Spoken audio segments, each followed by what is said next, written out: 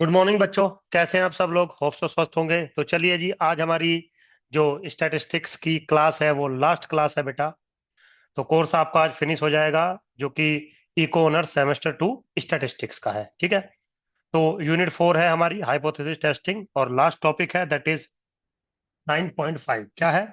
Hypothesis testing concerning to population variances. ठीक है बेटा। हालांकि ये टॉपिक इतना मेन नहीं है, यहाँ से क्वेश्चंस ज्यादा नहीं आते हैं, बट फिर भी लास्ट टॉपिक है तो अच्छे से पढ़ेंगे। कॉन्सेप्ट क्या है देखिए। जो हमारा बेसिकली चैप्टर नंबर 9 है वो इस बात पे डिवोटेड है कि आपके पास दो पॉपुलेशन सिनेरियो होंगे। वहां से आप दो सैंपल्स कलेक्ट करेंगे, एक एम यूनिट्स का और एक एन यूनिट्स का। सैंपल साइज में भी डिफरेंट, में भी सेम। तो कभी कभी क्या करते हैं आप, पॉपुलेशन के मीन के डिफरेंस को आप हाइपोथाइज करते हैं। कभी कभी पॉपुलेशंस के प्रोपोर्शंस को डिफरेंस को आप हाइपोथाइज करते हैं। आज हम लोग पॉपुलेशन के वेरिएंसेस को हाइपोथाइज करेंगे। ठीक है।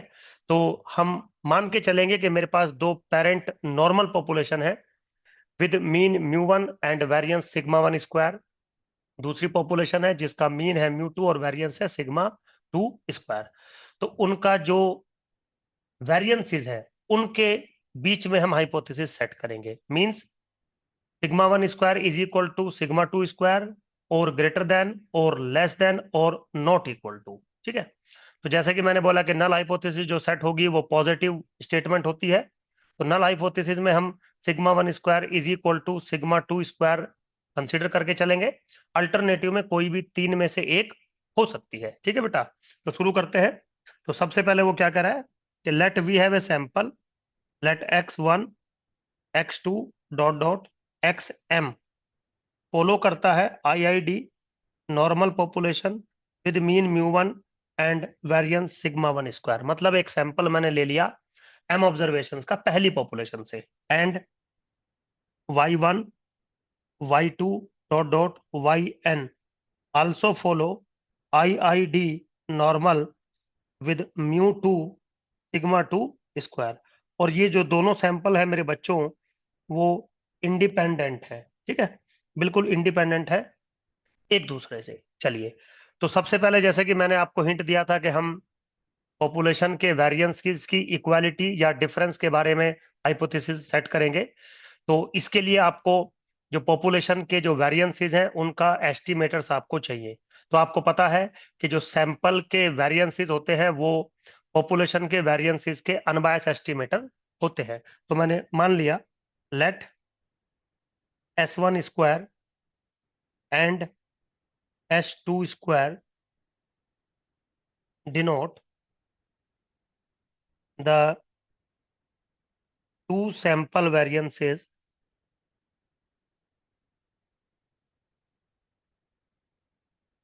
respectively। मतलब कि जो पहला सैंपल है उसका सैंपल वेरिएंस है S1 स्क्वायर, और जो दूसरी पॉपुलेशन है उसका जो सैंपल वेरिएंस है वो H2 स्क्वायर।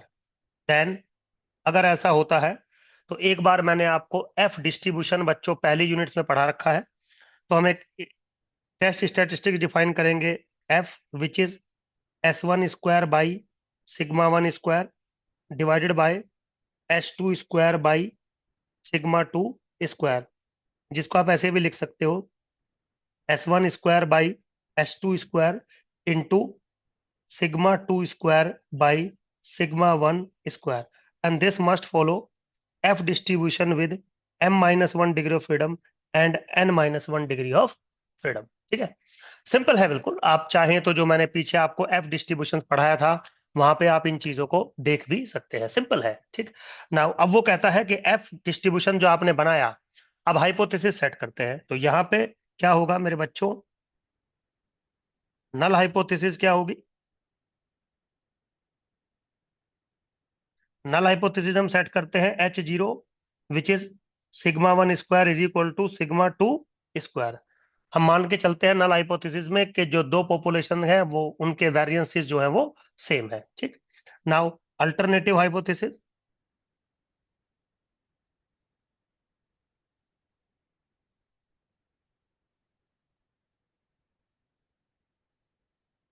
अल्टरनेटिव हाइपोथेसिस जैसा कि मैंने बोला था, एक बन सकती है एच ए, कैसे? Sigma one square is greater than sigma two square. In this case अब ये राइट टेल बनेगी, तो रिजेक्शन रीजन जो बनेगा,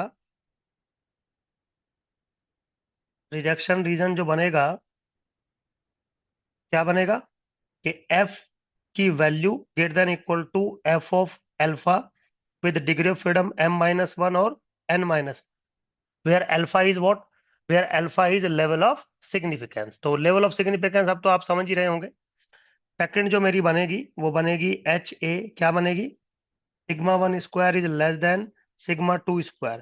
तो लेफ्ट टेल बनेगा, रिजेक्शन रीजन क्या बनेगा? F is less than equal to F of one minus alpha m minus one और n माइनस वन। ठीक है बेटा? तो पॉइंट टू बी नोटेड, अगर आपने एफ डिस्ट्रीब्यूशन अच्छे से पढ़ा होगा तो जो एफ क्रिटिकल वैल्यू है, जो एफ डिस्ट्रीब्यूशन की लेफ्ट क्रिटिकल वैल्यू है, वो F of one minus alpha से रिप्रेजेंट होती है, ना कि माइनस अल्फा से रिप्रेजेंट होती है या अल्फा से रिप्रेजेंट होती है, नहीं। क्योंकि एफ जो रैंडम वेरिएबल है उसकी सारी वैल्यू पॉजिटिव होती है, तो माइनस वाली कोई चीज नहीं आएगी यहाँ पे, बी केयरफुल। ठीक है? हालांकि ये तो बात यहाँ की नहीं है, मैं एफ डिस्ट्रीब्यूशन में ये सब पढ़ा चुका हूँ आपको, यहाँ तो बस याद दिला रहा हूँ कि वो था मेरे पास। नाउ थर्ड था मेरे पास, अगर मेरे पास जो है एच अल्टरनेटिव में बनाता हूँ, sigma one square is not equal to sigma two square, तो मेरे बच्चों जो मेरे पास रीजन ऑफ रिजेक्शन बनेगा,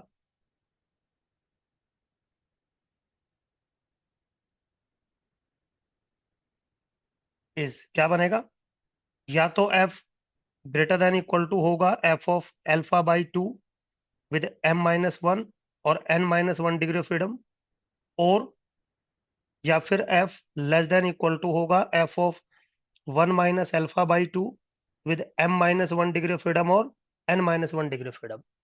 और अब आप समझ गए होंगे कि मैंने अल्फा बाई टू क्यों लिया, और एक तरफ मैं एफ अल्फा बाई टू पे काम कर रहा हूँ और एक तरफ मैं F of one minus alpha by two पे काम कर रहा हूँ। ये क्रिटिकल वैल्यू मैंने एफ डिस्ट्रीब्यूशन पढ़ाते टाइम आपको समझाया होगा मेरे बच्चों, बिल्कुल सिंपल है, बस इतना ही काम करना है आपको। क्वेश्चन ले लेते हैं एक। क्वेश्चन लेंदी होते हैं, मैंने बोला वो रिसर्च पेपर का भी नाम दे देता है, वो बेकार की चीजें हैं, उनका मेरे को कोई लेना देना नहीं है। वो एक हेल्थ रिपोर्ट एक्चुअली में वो प्रोड्यूस कर रहा है, क्या कह रहा है? Report weight gains in grams for rats given a low dose and for control rats whose diet did not include the insecticide. The sample standard deviation for 23 female control rats was 32 gram, and for 20 females low dose rats was 54 gram. Does this data suggest that there is more variability in low dose weight gain than in control weight gain? Assuming normality, carry out a test hypothesis at significance level 0.05। Simple है मेरे बच्चों। वो कह रहा है कि low dose और control dose हम दे रहे हैं रैट्स को, तो लो डोज का डाटा मुझे गिवन है और कंट्रोल डोज का मुझे डाटा गिवन है। वेरिएशन का जो रिलेशन है वो आपको सेट करना है। तो सबसे पहले मैं कुछ चीजें डिफाइन कर रहा हूं। क्या? लो डोज रेट्स में क्या है? m इज इक्वल टू 20 है, स्टैंडर्ड एविएशन है 54, कंट्रोल डोज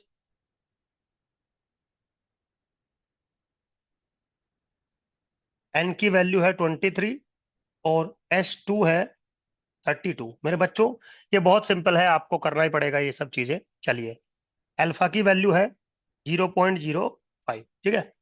अब हाइपोथेसिस जब आप सेट करेंगे, H0 क्या सेट करेंगे? Sigma one square is equal to sigma two square, there is no difference. H A जो वो कह रहा है कि लो रेट का जो वेरिएशन है वो ज्यादा है कंट्रोल रेट से। ठीक है? तो sigma one square is greater than sigma two square. तो मेरे बच्चों राइट टेल टाइप टेस्ट बनेगा आपका, ये मैं पहले भी आपको समझा चुका हूं। तो क्या होगा? Under H zero that means sigma one square is equal to sigma two square, the test statistics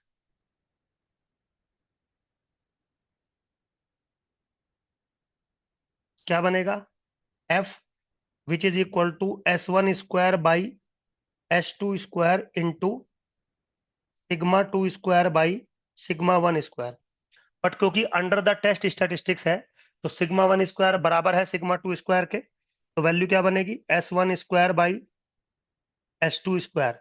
now ये फॉलो किसको करेगा, एफ ऑफ M-1 और N-1।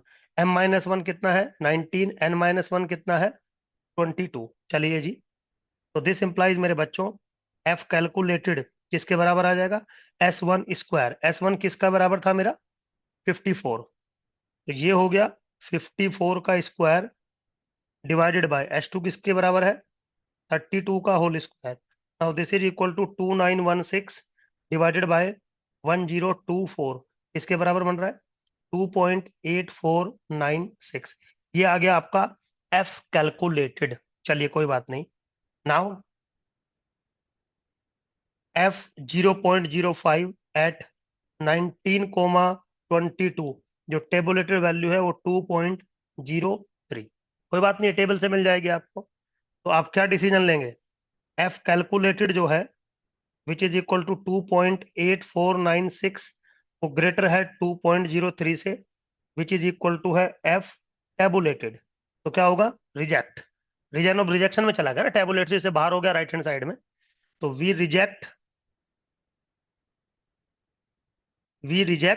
H0। तो हम क्या बोलेंगे कि जो लो डोज का जो वेरिएशन है वो सेम नहीं है, किसके, कंट्रोल रेट के, क्या है, ज्यादा है, क्योंकि हमने H1 को एक्सेप्ट कर लिया। हमने क्या किया है, H1 को मेरे बच्चों एक्सेप्ट कर लिया। ठीक है बेटा, तो होप सो आपको चीजें समझ में आई होंगी।